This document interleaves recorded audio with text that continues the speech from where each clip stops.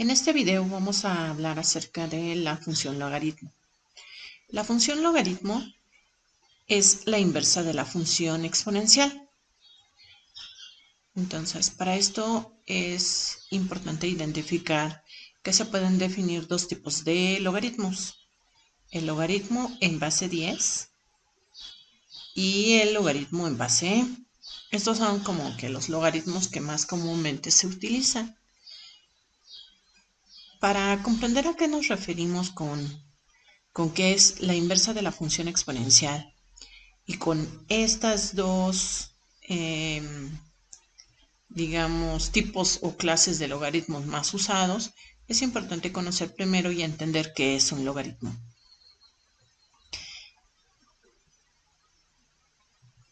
Lo vamos a analizar a través de un ejemplo.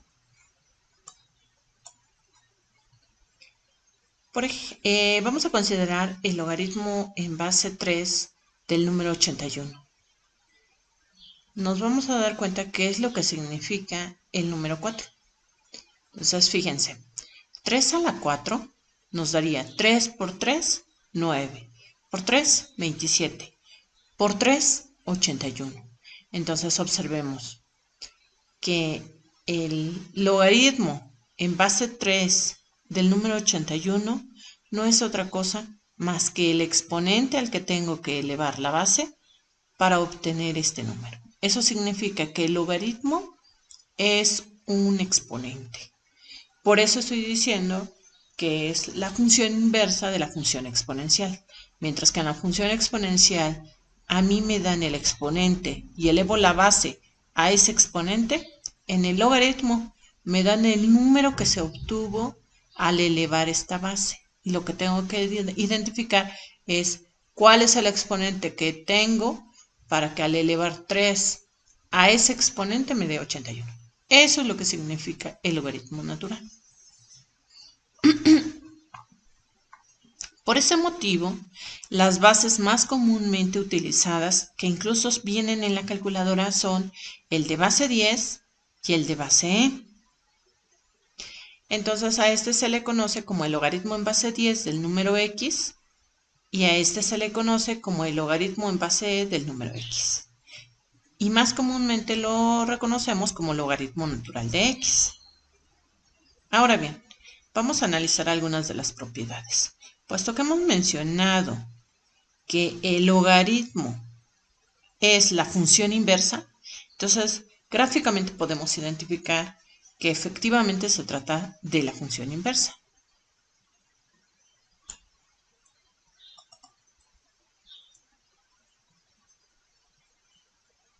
Bueno, utilizando el software GeoGebra, introduzco la función y igual a x, y igual a e a la x, y igual a x y y igual al logaritmo natural de x. Entonces observo lo siguiente.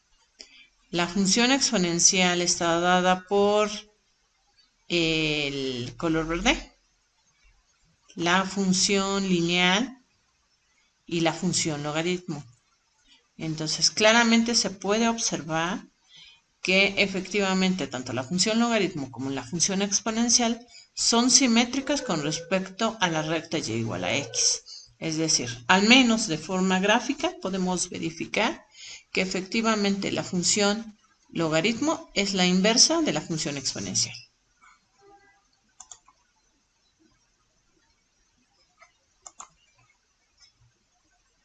Tal como se muestra también aquí en este gráfico.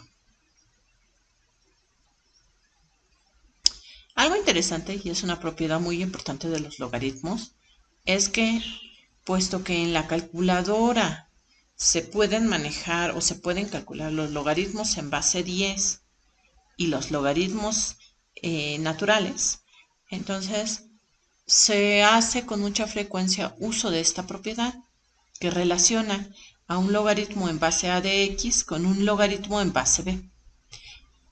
De tal manera que podemos continuar con el ejemplo que habíamos introducido anteriormente y podemos verificar que el logaritmo en base 3 de 81 es lo mismo que el logaritmo en base 10 de 81, por el logaritmo, perdón, entre el logaritmo en base 10 de 3. Observen, estoy haciendo un cambio de base. Aquí estoy poniendo la base 10, base 10, base 10. Y posteriormente aquí va el x y en el denominador va la base.